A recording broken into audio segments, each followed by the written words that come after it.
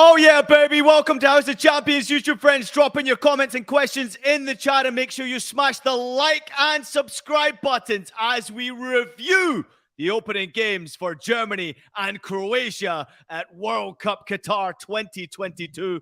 Plus, we're going to have a little preview of the other two games coming later on for Spain and Canada, their opening games. Just a reminder to everybody out there, we have 50 promo codes for a 30-day P+ premium free trial to give away throughout the tournament. Like, subscribe, and drop your Twitter handle in the chat to enter. We're trying to give away as many as we possibly can, so drop your handle in the chat. Today, we want to hear from you because we have got one hell of a show with a couple of surprising results to start the day. And who's in the house today? Welcome, Michael Hood, Jonathan Johnson, Nigel reo-coker. Boys, how you doing? Nigel, I'll start with you, man. A couple of surprising results. Well, there's only one result you really want to talk about, Ian, and that's the Germany-Japan. That is absolutely sensational. But I think for me, it's great. It really is great. Before we dive into the game to give a more detailed analysis of what we believe and our opinions on it, I think it's great because for me, these results that are happening in the World Cup is what the World Cup is about. And I think it would be great if a nation that's never won the World Cup wins this World Cup, because it just makes it so unique and why we love football so much, that money isn't everything. If you do it the right way, you have a vision, you have people who have actual football intelligence and intelligent about the game, you can achieve great things. That is a game Germany should not have lost. And it was just great for the world of football and for football fans. Full credit to Japan. It's not about Germany were poor. It was full credit to Japan.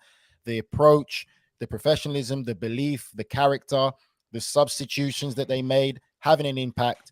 I just think for me, if I was critical of Japan, the same approach that they had in the second half, if they had that same approach in the first half, I think they could have been very clear in this game, because Germany, for me, showed how vulnerable they are, especially when they give away the ball in that midfield area with fullbacks that love to bomb forward. They leave themselves so vulnerable. If Japan had that bit more belief in themselves in the first half, I think that they would have completely wiped Germany. That was probably the longest intro answer from Nigel reo-coker I have ever I didn't know if it was an intro. Welcome to House of Champions, everyone. Michael Hood, how you doing, man? Just checking in with you. If you could make your answer shorter than Nigel, would be great. I have to hold my hand up. I've done the longest winded closing out of the show ever to date, so I'll keep it short.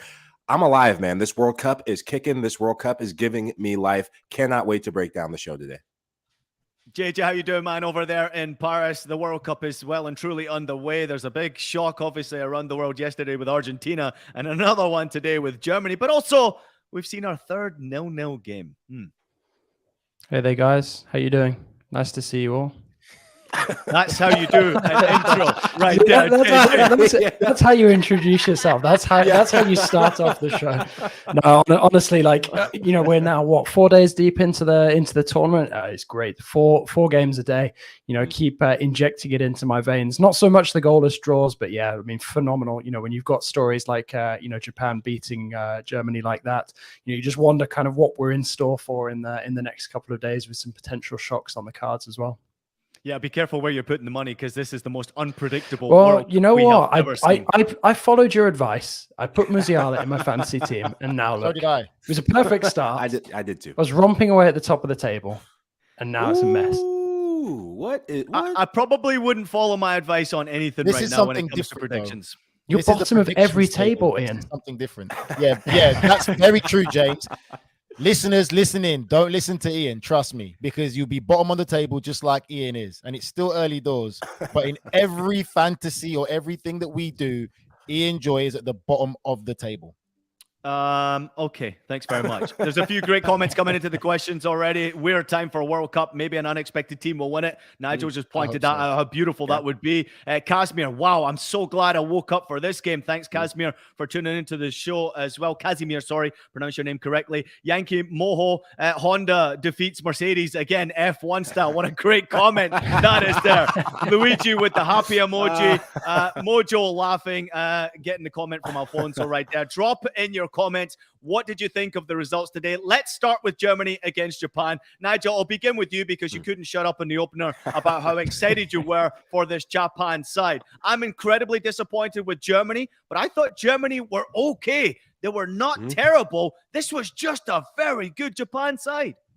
Yeah, I'm going to be brief on it because I know Michael Lahoud and JJ will add some different perspective to it, and when it comes to greater detail player-wise. But for me, Ian, when you look at that game again, that was a game that Germany threw away without being disrespectful to Japan, because Japan really came alive in the second half with the substitutions they made. They really gave a go for it. But if you look at the game, Germany had so many chances early on in the first half and also in the second half. Like we discussed earlier, the problem we saw in Germany is having that recognized number 9, that goal scorer, that scorer, that someone who's going to put it into the back of the net. They didn't have that. They didn't have that killer. But at the same time, there were so many opportunities that Germany were in the edge of the box. And I personally believe there was a bit of selfish element by the German players, because that extra pass was on where they could have played a teammate in for a more simple opportunity at goal, but they chose to be selfish. And it happened on more than one occasion. You watch that game again, there's going to be so many times you see Kai Havertz frustrated, Gnabry coming off the line frustrated, and even Musiala at times frustrated, because that extra pass was on where they could have really put Japan to bed earlier on. And that comes with a selfish element. So I don't even think you can blame Hans Flick, because Germany had some real good chances. And I feel that there was just too much selfishness where they didn't put the game to bed. And against a team like Japan, that many of us have said could be a real dark horse in this competition, hard work, desire, passion, they're the minimum standard you get from a Japanese side. Technical abilities there, football intelligence is there. And as the game continued to wear on, the belief continued to come, the momentum started to change. Germany showed how vulnerable they can be with how advanced their fullbacks get, how adventurous they get. And when they lose the ball in that midfield area, there's space in between the fullback and the centre back. And with any team with good pace and good quality, which Japan have, you can expose them. So for me, I think it's credit to Japan, great performances, and Germany should feel that that's a game that they threw away without being disrespectful to Japan because of selfish play.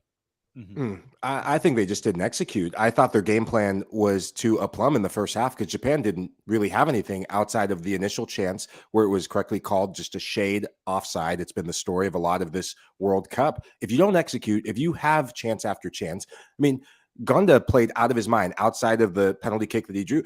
It wasn't for a lack of chances for this German national team. Look at the stats, 20-something plus shots, almost 10 on target. That's a lot. And if you only have one goal to show for it, you're not going to win many games in the FIFA World Cup. The decision I thought that cost them was taking the likes of Thomas Muller off the field. His influence, his drivenness, and his character in this attack. You saw him in the first half directing traffic in terms of yelling at players. That vocal leadership with his German team, I thought they just got a bit casual because Japan wasn't really giving him much of a threat. But like you said, credit to Japan. Japan made tactical adjustments. I thought Hansi Flick, he just got out coached in the end, and it cost Germany. Yeah, I mean, for this, I kind of feel similarly for Germany to the way that I feel for Argentina. It's kind of like a wake-up call. I don't think it's necessarily alarm bells. You know, this is a critical result. Obviously, it puts the pressure on a little bit on both of them, but I don't think I saw enough in that Germany performance to be truly worried about them getting out of the group still. I'm pretty confident that they will. The issue that I have with Germany, and I had it when we picked through their squad, is there's no actual sort of real recognized prolific goal scorer. I mean, yes, there are players in the group like Thomas Muller who have a lot of goals, both for club and country, but nobody who's actually sort of established there as an out-and-out number 9 who's going to score. I mean, it kind of explains why Hansi Flick was so willing to take a risk on somebody like Füllkrug, who, you know, hasn't been tested at international level before this tournament, because it's kind of a profile that just hasn't really existed for the German national team in the last few years. And I kind of feel like if they had somebody there who was recognized more as a goal scoring outlet, you know, they might have had a bit more joy, because like you guys said, you know, they did create chances. It's not like they created nothing, you know, and there were good moments in the game, but they just got caught out by a very, very motivated Japanese side. And it's not the first time that we've seen Samurai Blue performing like this as well. I mean, remember that crazy game in 2018 against Belgium? You know, you can't say when you're one of the bigger European nations that you haven't been warned. They are a team of quality. And, you know, we saw that today, some fantastic performances out there. You know, I think the goalkeeper really redeemed himself as well after giving away the penalty in the first half. Really, really impressive. And suddenly with that result, I think it really opens up an opportunity for Japan to get themselves out of the group as one of the top 2 now. I'm curious to see how it plays out, you know, in Spain, Costa Rica, because this is a huge opportunity now for Spain, for example, to really make sure that they can finish above Germany. All right, so we got some comments coming in. Luigi just said Germany were a bit unlucky. Musiala was probably tired, but he should have stayed on the pitch. He was the most dangerous player. Great comment coming in there. Thank you so much to everybody who's jumping in the chat. JJ, I've got a question for you real quickly. You just mentioned there how obviously you still have that confidence in Japan. Let's not forget that Spain is also in this group, and Japan now go and play Costa Rica. So after 2 match days, we could essentially see Japan sitting on 6 points. So who would be the nation to miss out then? I mean, I think obviously at this moment in time, not having seen Spain and Costa Rica play, you'd have to say Germany are at a disadvantage. I still think that I fancy Germany to go through with 7 points. Obviously, that's not going to happen now. I still think they're more than capable of getting 6 points, but it's going to be so crucial now. That game against Spain, which comes up next, and I think if Spain beat Costa Rica, for example, it becomes an absolutely must-win game for the Germans, one that they cannot afford to do anything other than the 3 points in. So, obviously that heightens the pressure even more on Hansi Flick. But at this moment in time, I wouldn't be too worried for them. I'm keen to see how it's going to play out with La Roja, and then, we can add an in-depth opinion or an informed opinion on them then. But for the moment, I think just logically, you'd have to say Germany are at a slight disadvantage. All right, here's just a reminder here on House of Champions. Thanks to everybody for tuning in. Drop in your comments in the chat. Please join in the conversation. This is your show. Gundogan opened the score in 33 minutes on the clock here. Gundogan has converted all of his 7 penalty kicks now for the German national team. He has scored 9 goals in 22 appearances for Germany since the start of 2021. Second half, the substitutions making a difference. And I just want to remind everybody out there, the substitutions both play in Germany. Doan plays for Freiburg. Asano plays for Bochum. Both of them coming off the bench and scoring. 24-year-old Doan, what a fantastic goal it was. And then Asano as well. I thought his finish was exceptional. His 8th national team goal. Nigel reo-coker, I'm coming to you real quickly because I'm getting absolutely rinsed on Twitter right now from Kieran Priest. He says, all of the politics aside, this is what the World Cup is about. I can't wait to hear this broken down on the House of Champions. Joy Poltian will be getting rinsed by Nigel reo-coker because of his German passport. So the floor is yours, Nigel reo-coker, to take it out on me. I still think Germany will go through. I can't do that. I think for me, like I said, it's what we want. This is for me, for someone who loves the game of football. I love these type of moments because it gets people talking. It gets people respecting other nations. There isn't this dominance of, football's becoming too predictable. It's the same nation. No, I love this. I think for me, it's hard to be very critical on Germany because, again, they did put in a good performance. I think you can see the vulnerabilities that they do have. And I still stick to what I believe for me is selfishness, because they had real good chances. And if they made that extra pass around the edge of the box, I think that they will be looking at a complete different scoreline. But credit for Japan for sticking to their game plan and really growing in belief and confidence. And I think that's what a lot of these so-called unfavorable sides should take inspiration from. And I want to see a nation win this World Cup that has never won the World Cup, because I think it's a great story for football. It's a great comment. And it's great for us all as fans, because I think it's about that time, and I love it. I've got a question for you, Ian, because I've seen a lot of people debating it on Twitter. Obviously, you've already touched on the fact that a lot of these Japanese players ply their trade in the Bundesliga, so they obviously know a lot about how the German team was going to play coming into the game. Do you think it almost makes it, because people drew sort of parallels saying like, England-Wales is going to be quite similar to that because so many of the players know, each other's different styles. Do you think it makes it, almost like more of a European game, or made it almost more of a European game, given how many of those Japanese players actually play in Europe and notably in the Bundesliga? Listen, it's a great comment, because if you think about the amount of German players that were playing in that game today, or Japanese players who were playing in the Bundesliga who played in that game today, whether on the bench or starting, it was unbelievable. The names that kept getting rattled off. I actually forgot how many Japanese players ply their trade in the Bundesliga until this match. Yeah, I think it gives them an advantage because they learn, obviously, the German national team. They see how the media treats the German national team. They're watching every single German national team game as well, which gives them a bit of an advantage. They're also competing in the Bundesliga, or second Bundesliga, so to say, from some of the players. I think there is a lot to be said about the fact that these Japanese players recognize what Germany were going to throw at them. Whether we're 1-0 up, if they got that second goal, Germany probably would have won that game. They didn't. So Japan knew that there was an opportunity there for them to really get at Germany, but also if you look at the way they transitioned the game, picking up the ball in midfield and how they counter-attack, utilizing their space in behind the fullbacks, I mean, they are a team and a well-educated team, Japan are, regardless of playing in Germany or not. They're well-coached. They get it. The tactical approach today I thought was sensational. But I do believe that, JJ, you're absolutely right, that there was a bit of an advantage to be had by a lot of these Japan players because they do ply their trade in the Bundesliga and they recognize that this is not the greatest German side we have seen for a long time. There is no killer up top there. You're relying on players who are not necessarily bang average, but you're relying on players who are not killers inside that penalty area, where Germany are so used to having historical goal scorers in competitions when it comes to major competition. Now you're turning your attention, and you watch it, they'll turn their attention to the youngsters. Adeyemi, Moukoko, those are the players who are going to get their opportunity now to be the ones who possibly could help Germany get out of this group, but it's going to be a long shot now because it's certainly not easy. I will say this, though. It was nice to see Mario Götze back on the pitch. First time in 3,055 days after that 2014 World Cup final, getting on for Germany in a World Cup. Absolutely fantastic. Michael Hood, what you got? Yeah, I agree with you about the tactical acumen of this Japanese team. The shift that they made, one of the biggest shifts, they brought in Tomiyasu, put him in at center back, which I couldn't believe when I looked at the lineup that he wasn't starting. I thought that was a bold call to leave him out. Matoma as well, who plays for Brighton. The injection of those two players who don't have German Bundesliga experience, they bring Premier League experience. I saw a massive injection of pace and just being more direct. Japan, a team that's so just dangerous on the counterattack, loved what they did. They kept a high line in terms of keeping four players high. They shift to a back three and matched Germany's formation. In attack, the Germans were attacking a 3-4-3. And when Japan switched to that, Daichi Kamada, he started getting higher and closer to the attacking core. And you just started seeing runners off the ball.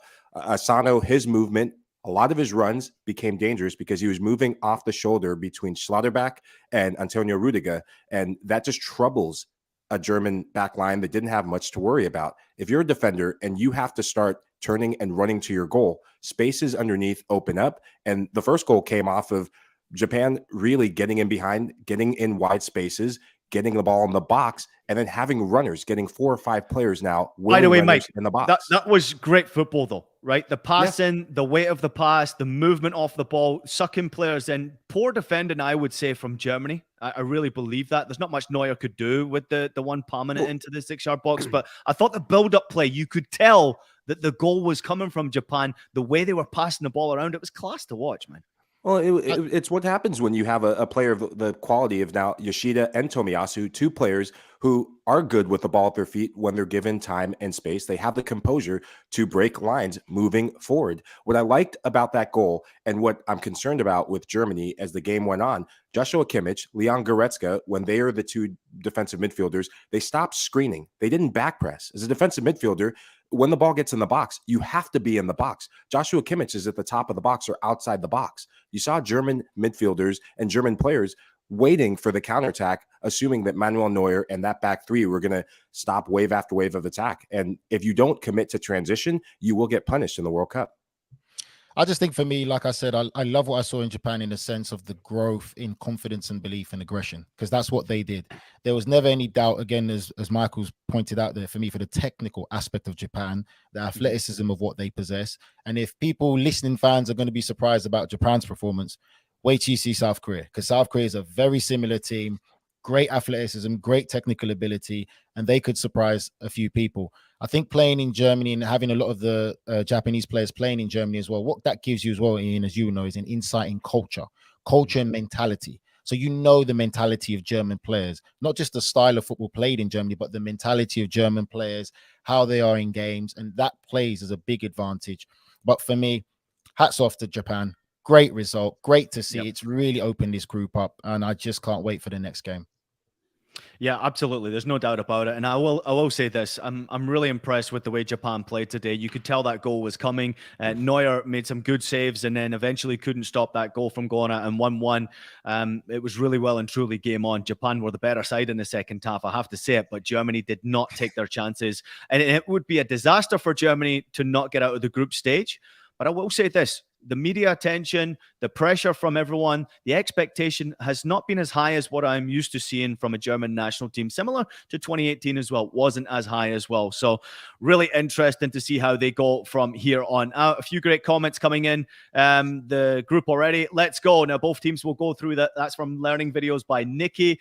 Luigi said, I couldn't believe that second goal from Japan. I was almost certain that the ball was going out, but instead the Japanese player kept it in and kicked it precisely. I thought maybe Neuer could have done better at that near post. Matt Osman, good friend of the show, says Jimmy Conrad absolutely nailed it by saying that Zule was at fault for both goals. What was Flick thinking of playing him at right back? He has played there before, but it is an interesting one. And then, of course, we've got Neuer, a suspect for that second goal, agreeing with me. And then we've got a few favorable comments coming in to you, Mike.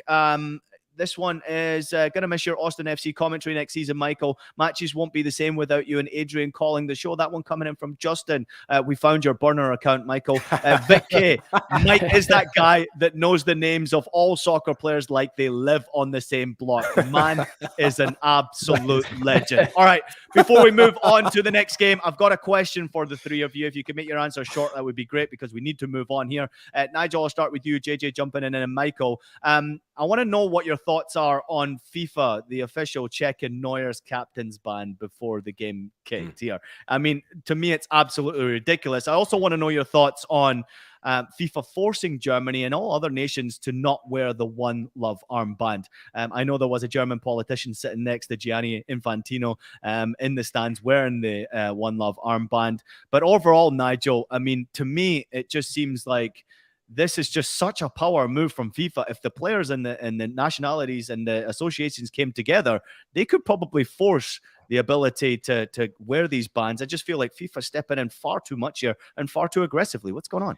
I'll keep it simple, like you said. It's just a deeper hole that FIFA is digging, because all the attention that they don't want is the attention that they are currently getting. So they're just digging a deeper hole by doing all this, and it's not something that's going to really look good on FIFA as this progresses and for the long term.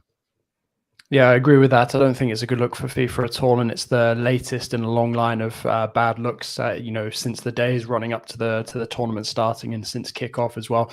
I think there's quite a few sort of questionable things that have gone on. I think it's turned into a nonsense. It shouldn't have been allowed to, like a number of things around this World Cup, stuff that should have been sorted out way in advance. People should have known what was going to be happening before they went. And I thought we did that though, JJ. I thought we did that though. Isn't that why they were wearing isn't that why they were wearing the One Love band? Now 2 days before they're saying, oh, you'll get a yellow card, and then not specifically clarifying what the punishment was going to be. That's why these national team captains are not wearing it. They didn't know it was just going to be a yellow card, I agree with that. And I think that is probably the worst part about it of all, because at the end of the day, it's these, national federations banding together and saying, okay, right, we're deciding against doing this because we've suddenly been told that there is going to be a punishment meted out. But, it was actually down to the fact that FIFA didn't reply to any of their prior communication. I think that is probably, the worst thing in all of this. But I can see that Nigel's desperate to get back in. I just want to say something quick before Mike gets in. Yeah. I'm sorry, guys. Like, why are we surprised? Even to our listeners, we act like big corporate organizations don't lie. FIFA knew what they were doing. They lied, and they waited till the last minute to turn the pressure on. And not just the armband situation, Ian, but I believe that there was a greater pressure put on these nations for different things and sanctions that we probably won't find out about till later on. So it's not just a simple yellow card. No, I don't know about that. Sorry, Mike. I just got to jump in real quickly. Hansi Flick stated in his press conference yesterday, the German national boss, because Germany were adamant they wanted to wear this band. And that's why the FIFA official checked it today. They had no idea what the sanction was. And he clarified it. He said, if it was just a yellow card, we're absolutely wearing that armband. But they had no idea if there was going to be more punishment to follow if they didn't take it off after the game had started. So, bullshit. Remember, Hansi Flick has to answer to someone else. So I think that there was more to it than meets the eye. But sorry, go on, Mike. No, I think this is about absolute control from FIFA and its manipulation. They're trying to control the narrative. Coming into this World Cup, there is a lot of vitriol and volatility around, should Qatar even be getting this World Cup, and a lot of the stuff about the migrant workers. And now this is FIFA's way of doing anything they can to control the players' voices. I love what the German national team did to express some sort of revolt in covering their mouth and saying, hey, stop trying to cancel out our voices. As footballers, yes, what you do on the field matters, but your voice and using your platform to better the stances and the progress of an entire nation, or the stances or progress of groups of people, that is the power of being a footballer. Yes, you score goals, but it's what you do with your voice and what you do with your influence that matters. And these players are being robbed of what they could really do at a big World Cup. Question for all the audience right now who are tuning in. What do you think? Should Germany have worn the One Love? Should FIFA just get out the way and allow the players and associations to wear this band? Is it a bit disgusting as to what FIFA are trying to do right now? Let us know your thoughts in the comments. Rafa just jumped in here. He said, I hope that the tournament acts as a learning opportunity for federations to coordinate protests before FIFA competitions. If every UEFA captain wore an armband, how would Infantino react? Listen, at the end of the day, the players need to either step up and get together and agree on something, or you do what you're doing right now, and that is trying to stay silent. You are allowing FIFA to win right now. And if you don't come together as a group, as a unit, you will always allow FIFA to win. It is an absolute shame. And as you can tell, I'm rather heated about that as well. All right, let's move on to the Group F opener. Obviously, Morocco and Croatia, the early kickoff. I did not set my alarm to get up for this game. Thank God, because we witnessed yet again another nil game. How about this for a stat? 2022 has seen 3 goalless draws in the first 9 matches of the tournament, as many as all of the 115 games at the World Cup 2018 and Euro 2020 combined. Why are we seeing so many 0-0 games? Michael Hood, I'll come to you first here. Overall thoughts on the game, and at the end of the day, 0-0. I would say it was probably a fair result. I watched the highlights. Yeah, I was happy for Morocco. Look, this is a Morocco team that fired their coach, Halilhadzich, and brought in a new manager. There was a lot of infighting. The former manager leaving out and freezing out the likes of Mazraoui, who plays for Bayern Munich. Last time I checked, they're a very good team, and there's nothing wrong with Bayern Munich, just to cover that on the He's pod. at Bayern Munich, whether he plays or not. There's something wrong with Bayern Munich, guys. We all know that by now. Clearly wrong if he's at Bayern Munich. But you have Mazraoui, who's a natural right back, playing left back, and you have Hakimi. You have players playing in La Liga, Bono for Sevilla. You have El Nasiri up top. You have players playing at high levels, and I thought this was a more unified Moroccan team. They were stubborn defensively. Their ability to get forward in transition and also get back behind the ball to frustrate the likes of Croatia's midfield, that was what impressed me the most. They still lacked a bit of that cutting edge in the final third, but I think they have the pieces with the likes of Hakim Ziyech getting back and being reinstated in the national team on that right-hand side. I thought he grew into the game. Look for his service as this group goes on. It could be a difference maker for them in the final third. Yeah, absolutely. I mean, I think it was absolutely imperative that Morocco started off, not slipping to defeat. They really need to keep themselves sort of in the competition straight off the bat. I mean, coming up against a team like Croatia as well. I mean, obviously, it's not a vintage Croatian squad compared to in previous editions. Obviously went all the way to the final in 2018, but there is still, quite an experienced core, and I think it's, it's now going to set a really interesting dynamic in this group, because I expected that Belgium would drop out and maybe finish 3rd or 4th, and I fancied Canada to sneak through. And suddenly this is a huge opportunity. I mean, especially if Belgium are as vulnerable as many of us expect them to be, this could be a massive opportunity for teams like Canada and Morocco themselves to potentially really cause an upset and have 2 surprise package teams actually making it through at the end of this. Yeah, it's quite interesting. Unlike you, Ian, I actually got up to watch the game, so it was a tough one, but it wasn't bad. I didn't think it was too much of a bad game, if I'm honest. I think that they were both very well coached sides. I think you'd have to still give the slight edge to Croatia because of the experience that they have, the tournament experience, and the players that they have. They had the better chances in the first half. But again, when you look at these sides, it's just having that clinical goal scorer, that striker, that recognized finisher. And that's something that we're seeing a lot of these nations are missing. They're missing that striker now. Is it because the modern day game has changed so much, and all these developments that we're seeing in youngsters, they're being coached to be that false 9, that false number 10. We've gone so far away from producing a goal scorer, a target man striker, an all-round striker, that everyone wants to be a winger coming off the wing and play tiki-taki football, as they say, the Spanish style. But for me, I think that Morocco, it's a great result for them. It's a better result for Morocco, where they can really grow to believe in this.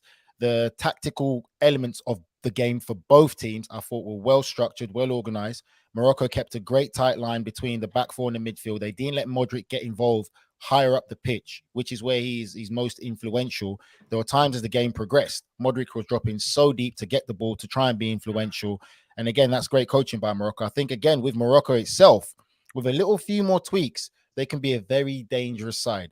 But you could see, I think for me, it's both teams that cancelled each other out.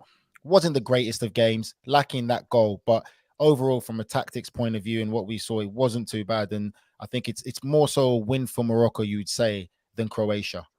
Looking at this Croatia team, what I walked away with more questions than answers. You know, their midfield is going to be solid. They have a lot of experience and return a lot of quality experience from the last World Cup. Mateo Kovacic doing well for Chelsea, and obviously Luka Modric, what he's done, he ages like fine wine. Brozovic not having the best of seasons with Inter, but still a class defensive midfielder. It's up top. Why sit Bruno Petkovic?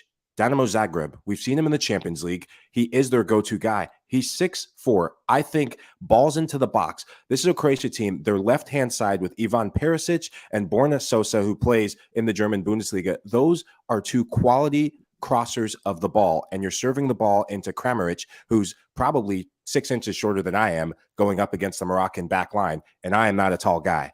But when you have a short player, why are you sending balls in the box when you have a 6'4" striker sitting on the bench?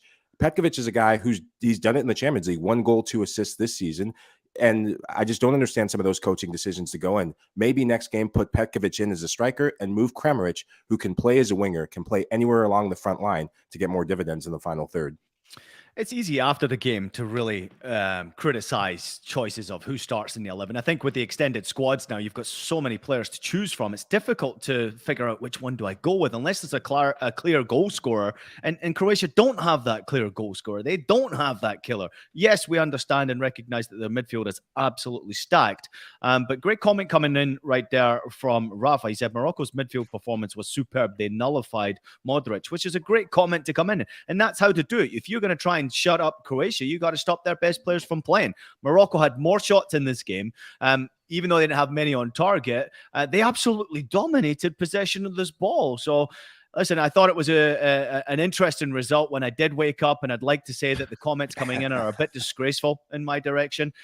Thanks to you, Rafa. I wake up and watch the World Cup. Shame on you, Enjoy. And I'd just like to clarify that the only reason Nigel reo-coker got up is because he's got 2 kids under the age of 5, right? No. Right, Nigel? That's your alarm clock. No, I'm dedicated, mate. Wanted to watch football. I love the game. JJ, before we get out here, I've got a quick one for you. You mentioned there about Belgium and Croatia. They play against each other on match day 3. That could be a win and you're in, lose or don't win and you're out, right? Yeah, absolutely. I mean, I think a lot will depend on the result that we see later between Belgium and Canada. But, you know, I did always feel that this group and Portugal's group were 2 where, you know, a shock was more likely than in other groups.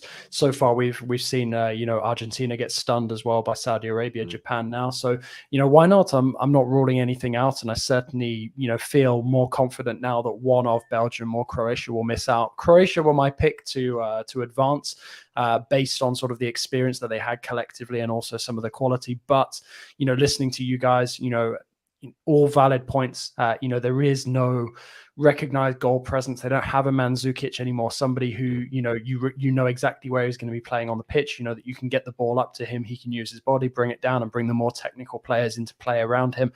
You know, whereas Morocco, pretty much everybody in that team is a baller. So, you know, to have them bossing the ball, being in possession like that, it's not really a surprise at all. By the way, JJ, I did watch some of this game, so BS to everybody out there who criticized the last 10 minutes. I was really impressed to see how high the pressure was coming from them. They didn't give up here. They were really pushing high, and it was all the way through to the last 10 minutes, which I did watch of this game. They were pushing intensely, which I thought was pretty impressive. All right, we got to move on because we've gone 33 minutes into the show, and we still got to take a break. Time for that break right now. More to come from us when we come back, including a quick preview of Spain and Belgium's games. You are watching House of Champions. Be right back. Don't stop watching Leo Messi, the man, the myth, the legend, the GOAT. Utterly explosive. The UEFA Champions League. Stream PSG matches live February on Paramount+. If you're an American soccer fan that follows the Stars and Stripes, make sure to check out another great pod in the CBS Sports podcast family, In Soccer We Trust. Former US men's national team players Jimmy Conrad, Heath Pierce, and Charlie Chuck Davies are previewing and reacting to every US match with a perspective that only they can offer as former players. Download and subscribe to the In Soccer We Trust podcast anywhere you find. Welcome back to House of Champions, everybody. Ian Joy, Nigel Reo-coker, Jonathan Johnson, and my man, Michael Lahoud. We're previewing now, just quick previews of Spain and Costa Rica, and also we'll have a quick look at the game coming up between Belgium and Canada. Let's begin with Spain against Costa Rica. JJ, I'm coming to you first because there's two youngsters playing in that Spanish midfield. You have Javi, you have Pedro, alongside Sergio Busquets. What are you expecting from Spain? And now this becomes a must-win game for them, recognizing the other results in the group. Yeah, it's interesting with Pedri and Gavi starting. That's actually the first time Spain start a World Cup with two teenagers. So, there obviously is a lot of, confidence in youth. But I think the most interesting talking points when you're looking at Luis Enrique's starting 11, is you've got no recognized number 9. I mean, most people assume that, Morata would probably be Spain's biggest goal threat. It's not even in the starting 11. You've got Asensio, leading the attack through the middle, Dani Olmo and Ferran Torres either side. But I think the biggest talking points of all is taking Rodri from midfield, putting him in defense alongside Laporte. Obviously, both of them teammates at Manchester City, so maybe playing on that understanding between the two players. But to be honest, I don't expect too much from Costa Rica in terms of potentially hurting Spain. But I do still think that Costa Rica might be able to keep it tight. When you've got a goalkeeper of the quality of Keylor Navas, sometimes he can keep an opposition out over 90 minutes on his own. I'm not expecting him to do that single-handedly today. But if Costa Rica can make themselves really difficult to break down, I'm not actually that convinced that there's going to be too many goals in this one. Yeah, I'm right there with you, JJ. When I look at this Spain attack, I think the game is going to be made and their attack is going to be made by their two wide players. Ferran Torres, playing for Barcelona, struggling to get consistent goal scoring from him and struggling to get consistent minutes this year, but hopefully that will come to fruition with the Spanish national team. And Dani Olmo, Leipzig player, hasn't played a lot of minutes, injury woes before this World Cup. He will have to find the form of his life and reignite his footballing prowess to get Spain up and running. When I look at Costa Rica, this 5-4-1, we've seen it time and time again in CONCACAF World Cup qualification. The wide play, Joel Campbell slotting in at right midfield.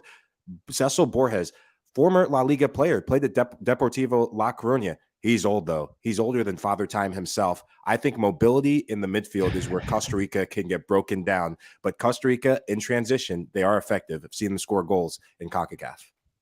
Spain have gone for obviously like a bit of a youthful squad, and they want that youthful energy and belief and really desire. That's what youthfulness can bring to some of these international scenes, no fear. But I think for me, what I'm looking at this Spain side here, and I think I'm going to see basically another Barcelona 2.0, because they're going to possess the ball well, play fantastic one-touch, two-touch. But again, like JJ pointed out, they don't have the striker. Very similar to what we said about Germany. Germany need to produce another great Jurgen Klinsmann. Spain need to produce another great Raúl. That's the problem right now. They're lacking that real goal threat, that clinical striker. But don't sleep on Costa Rica. As Michael, who knows every player by name and only God knows how he does it, I would love to see that room that he's in there. But don't sleep on Campbell. I think Campbell can be a big threat for Costa Rica, the former Arsenal man. Real threat. Yeah, just to add to that as well, keep an eye on Juicen Benet, left midfielder for Costa Rica. He has really hit form for the national team towards the end of CONCACAF. A player who can play in the pocket, a player who's good with holding up the ball and can also slot as a pseudo second striker.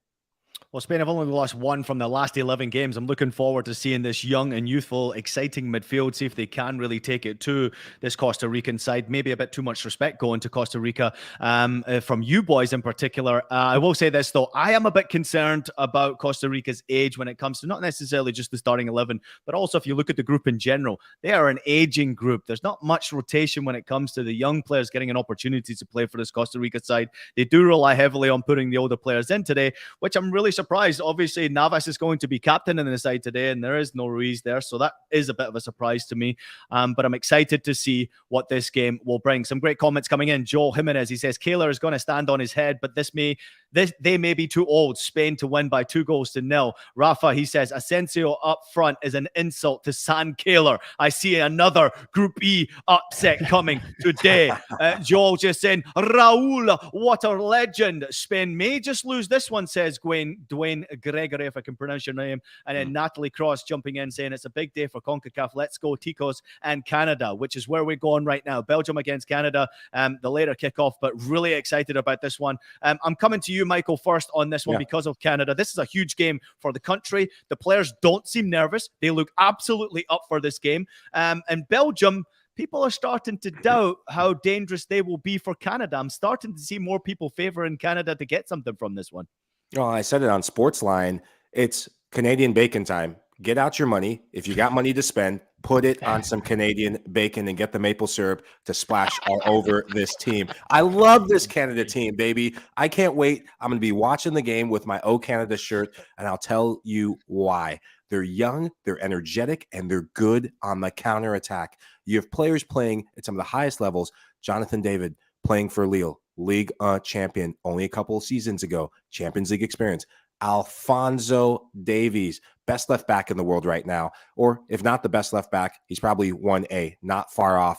This guy is everything for Canada. Wasn't actually as big of a factor in qualification. Jonathan David and Kyle Larin, Tejan Buchanan, these are going to be key players for them. In the back, they have just enough to get through, and I think they have a goalkeeper in Milan Borjan, who plays, I think, for Red Star Belgrade in Serbia.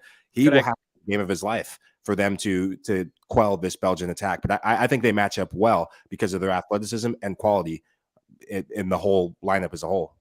Can we get Nigel to say Crvena Zvezda?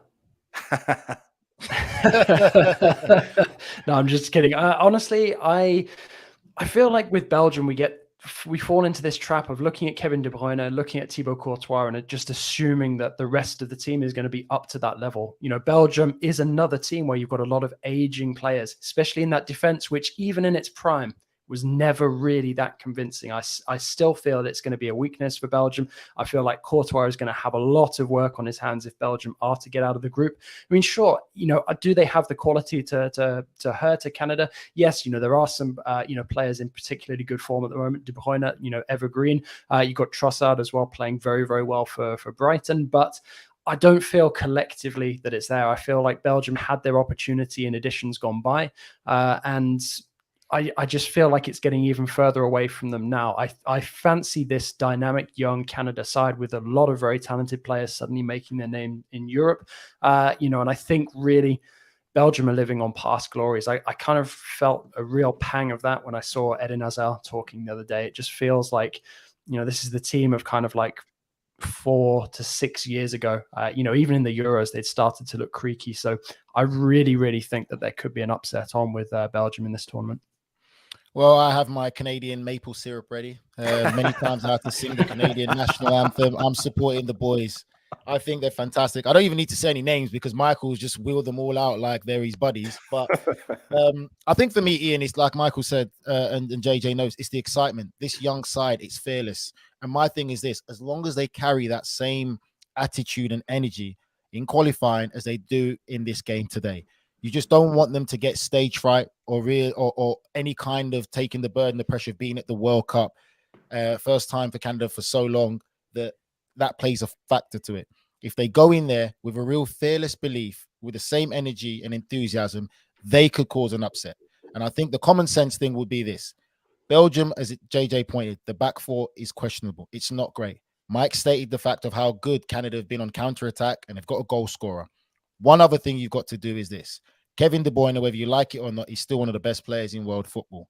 Anytime he gets the ball, possesses the ball in your final third, get pressure on him. You don't have to foul him, just get pressure on him. Similar to how Morocco nullified Modric, you have to treat Kevin De Bruyne with the same kind of,